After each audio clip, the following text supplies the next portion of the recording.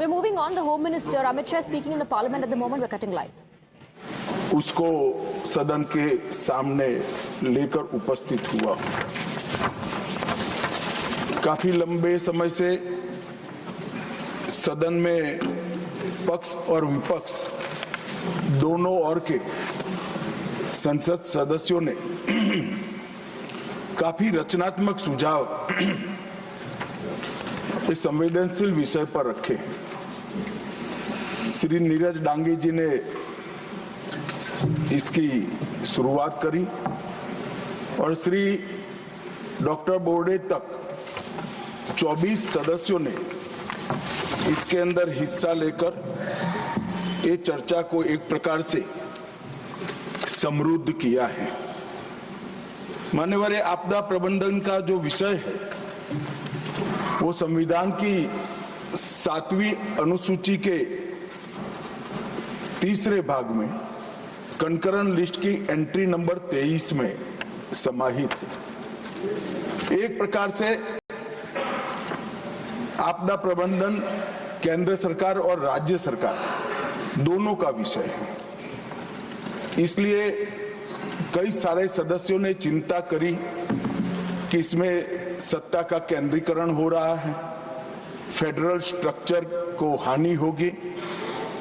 मैं आपके माध्यम से पूरे सदन को और सदन के माध्यम से पूरे देश को, सभी राज्य सरकारों को आश्वस्त करना चाहता हूं कि एक ऐसी लड़ाई है जिसमें ना केवल केंद्र सरकार, ना केवल राज्य सरकार, पंचायत और हर एक नागरिक को जोड़ने की हमारी मंशा। इसमें सत्ता के केंद्रीकरण का कोई विषय ही उपस्थित नहीं होता है। ये पूरा विधेयक अगर कोई ध्यान से पढ़ेगा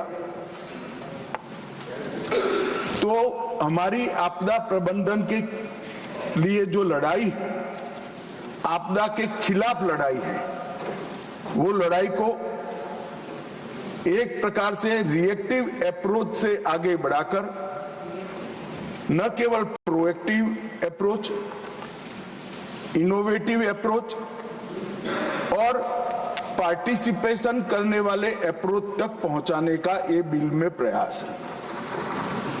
मान्यवर, आपदा जोखिम निर्णीकरण के लिए देश के सम्माननीय प्रधानमंत्री जी ने 10 सूत्रीय एजेंडा जो विश्व के सामने रखा है, मैं बाद में आऊंगा, मगर मुझे कहते हुए आनंद है कि विश्व के 40 से ज्यादा देशों ने इसका स्वीकार कर लिया है, इसको अपना।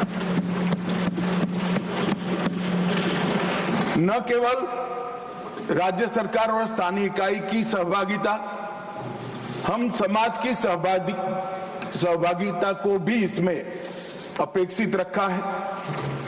राष्ट्रीय स्तर के साथ साथ स्थानीय स्तर पर प्लानिंग की इसके अंदर गुंजाइश रखी है और संस्थाओं की शक्तियों और कर्तव्य दोनों का स्पष्टीकरण किया है। कोई भी आपदा के सामने की लड़ाई जब तक संस्थाओं को एम्पावर न करे नहीं लड़ी जा सकती है और जब तक संस्थाओं को रिस्पॉन्सिबल ना करे तब भी नहीं लड़ी जा सकती। और ये विधेयक को कोई ध्यान से देखेगा तो दोनों करने का काम हमने इस विधेयक के अंदर किया है।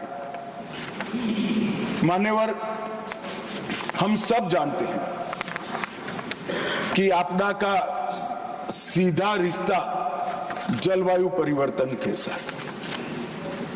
तो आपदा न आए ऐसी व्यवस्था करने का सबसे अच्छा तरीका तो ये है कि जलवायु परिवर्तन को हम संभाल कर रखें, ग्लोबल वार्मिंग की चिंता करें। और ये आज भारत में जो बात माननीय नरेंद्र भाई कर रहे हैं वो आज की नहीं है। हजारों वर्षों से भारत इस दिशा में आगे बढ़ रहा है। यज्ञों से प्रकृति को अक्षुण्ण रखने की बात हो, या यजुर्वेद के अंदर वर्णित शांति पाठ, जिसमें शांति की जो कामना की है वो सिर्फ मानव तक नहीं रखी, पृथ्वी, जल, जड़ी बूटी, वनस्पति, पेड़ पौधे, पशु और वहां तक कि अंतरिक्ष तक की शांति की हम प्रार्थना करते हैं, क्योंकि जलवायु का संरक्षण। और ये हमारे यजुर्वेद के टाइम से, उस समय से, वेदकालीन समय से मनुष्य और प्रकृति का परस्पर संबंध को हमने स्वीकार किया है और हमारी सरकार वही परंपरा को आगे बढ़ाने का काम कर रही है। मान्यवर, आपदा प्रबंधन के बारे में भी हड़प्पन सभ्यता हो या सिंधु सभ्यता, सब जगह पुरानी नगर रचनाओं को देखते हैं तो आपदा प्रबंधन के बहुत विशिष्ट प्रयास इसके अंदर इंगित हुए मिलते। मौर्य साम्राज्य को भी पहली हाइड्रोलिक सभ्यता का अब सब लोग इसको स्वीकार करते हैं।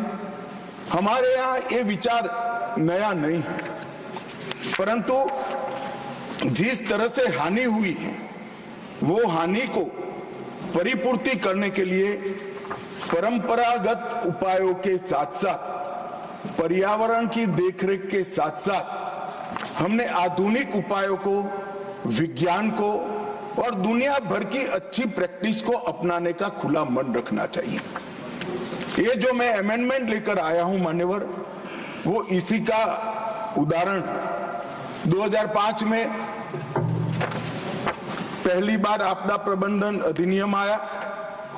इसके तहत एनडीएमए, एसडीएमए और डीडीएमए का गठन किया गया। अब जब मैं एनडीएमए कहता हूं तब नेशनल डिजास्टर मैनेजमेंट अथॉरिटी की बात है, SDMA state disaster management authority की बात है और डिस्ट्रिक्ट डिजास्टर मैनेजमेंट अथॉरिटी का गठन ऑलरेडी हो चुका है। अब ये चिंता व्यक्त की जा रही है कि पावर का केंद्रीकरण होगा। ये पूरे विधेयक को आप ध्यान से पढ़ोगे तो इम्प्लीमेंटेशन की सबसे बड़ी जिम्मेदारी डिस्ट्रिक्ट डिजास्टर मैनेजमेंट को है, जो राज्य सरकार के अधीन है। इसलिए कहीं पर भी फेडरल स्ट्रक्चर को नुकसान करने की संभावना ही नहीं। इसके आर्थिक सहायता के लिए national disaster response fund, national disaster mitigation fund और राज्य और जिला स्तर कोई फंड की रचना भी की है। मान्यवर, जो पक्षपात का बहुत सारे लोगों ने आरोप लगाया, इसका मैं डिटेल में जवाब दूंगा, परंतु अगर पक्षपात होता है तो 2005 में यूपीए की सरकार के बनाए कानून के कारण होता है। मान्यवर, हमने उसमें कोई परिवर्तन नहीं किया है। और मैं फिर से एक बार सारे सदस्यों को कहता हूं कि वित्त आयोग ने एक वैज्ञानिक व्यवस्था की है आपदा सहाय के लिए। इससे एक कानी पाई भी कम एक भी राज्य को नरेंद्र मोदी सरकार ने नहीं दिया, बल्कि हमने ज्यादा दिया। कुछ सदस्यों ने सवाल उठाया मान्यवर कि क्यों अमेंडमेंट की क्या जरूरत है। मैं उनको बताना चाहता हूं कि समय के साथ जो इमारत की मरम्मत न हो तो इमारत ढह जाती है। नए नए एक्सपेरिमेंट अनुभव होते हैं, नए नए प्रकार की आपदाओं का अनुभव होता है। कुछ छूट गया है, कुछ दुनिया की बेस्ट प्रैक्टिसेस है और ये सारे चीजों को समाहित कर हम कानून में बदलाव करें तो इसमें क्या आपत्ति है। कानून अगर बदलता नहीं है तो काल बाह्य हो जाता है। और मान्यवर, उनको ये होगा कि शायद हम आएंगे तो बदलेंगे। भाई बहुत देर है, 15-20 साल तक किसी का नंबर नहीं लगने वाला। आप जरा भी चिंता मत करिए, जो कुछ करना है हमें ही करना है लंबे समय। मान्यवर, कोविड-19 जैसी वैश्विक आपदा, बढ़ता हुआ शहरीकरण, अनियमित होती बारिश की आपदाएं और जलवायु परिवर्तन के कारण आपदाओं का साइज और स्केल दोनों बदला है।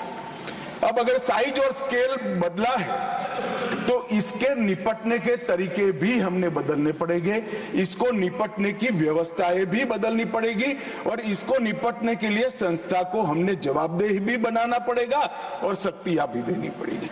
केवल इतने उद्देश्य मात्र से ही इसके प्रभावशाली और समग्र समाधान के लिए ही ये बिल लेकर मैं आज सदन के सामने मान्यवर उपस्थित हुआ हूं।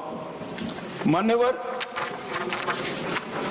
स्टेक होल्डर्स को हमने पहले से ही अप्रोच किया है। केंद्र सरकार के सभी मंत्रालय, सभी राज्य सरकार और यूटी, अंतर्राष्ट्रीय संगठनों के भी सुझाव लिए हैं और राष्ट्रीय और अंतर्राष्ट्रीय गैर सरकारी संगठनों के भी सुझाव। यहां ये बताना चाहता हूं, हमें मिले हुए सुझावों में से 89% सुझावों को एक्सेप्ट कर एक समग्रता से ये बिल बना। मान्यवर, यहां राज्य सरकार का अपनी पार्टी का प्रतिनिधित्व करना कोई नई बात नहीं है, बुरी बात भी नहीं है, करना ही चाहिए, मगर कम से कम विरोध करते वक्त कहीं ये मेरी राज्य सरकार का सजेशन है या नहीं है, इतना तो देख लेते।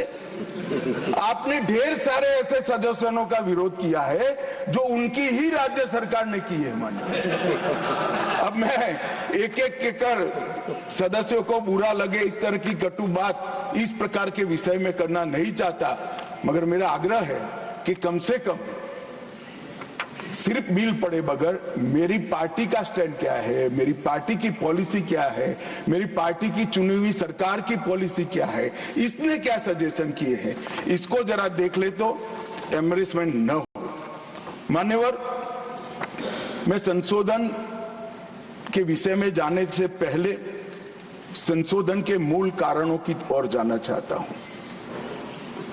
हम इस विधेयक के माध्यम से रिएक्टिव रिस्पॉन्स से प्रोएक्टिव रिस्क रिडक्शन की ओर जाना चाहते हैं। मान्यवर, मैन्युअल मॉनिटरिंग की जगह से एआई आधारित रियल टाइम मॉनिटरिंग की ओर जाना चाहते हैं। मान्यवर, और रेडियो पर चेतावनी की जगह सोशल मीडिया एप्स और मोबाइल की चेतावनी की ओर जाना चाहते हैं। गवर्नमेंट लेड रिस्पॉन्स की जगह मल्टी डायमेंशनल रिस्पॉन्स, जिसमें सोसाइटी भी शामिल है, नागरिक भी शामिल है, उसकी ओर जाना चाहते हैं। मान्यवर, डिजास्टर रिस्पॉन्स में क्षमता, तीव्रता, दक्षता और सटीकता, ये चारों को समाहित करने के लिए ये पूरा विधेयक बनाया गया है और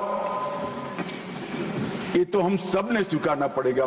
मान्यवर, 10 साल के अंदर जो परिवर्तन आया है डिजास्टर मैनेजमेंट के क्षेत्र में, हम राष्ट्रीय स्तर के साथ साथ रीजनल और ग्लोबल पावर बनकर उभरे हैं, ये पूरी दुनिया स्वीकार करती है। और भारत की ये सक्सेस स्टोरी को लंबे समय तक बनाए रखने के लिए ये विधेयक है। मेरे शब्द प्रयोग को कोई गलती से न समझे, मैं सरकार की सक्सेस स्टोरी नहीं कहता, भारत की सक्सेस स्टोरी को लंबे समय तक बनाने